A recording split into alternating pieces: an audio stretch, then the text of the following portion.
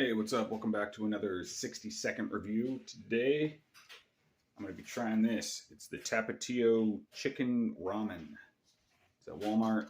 I already cooked it, so this is going to be kind of a blind test review. I haven't tried it. I haven't heard anything about it prior to this, so...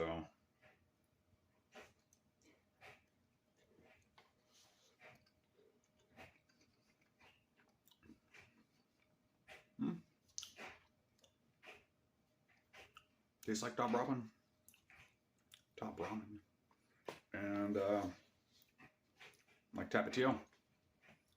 It's not bad. I'll let you know in the comments after I eat the whole thing, and I don't know. I'll see you next time.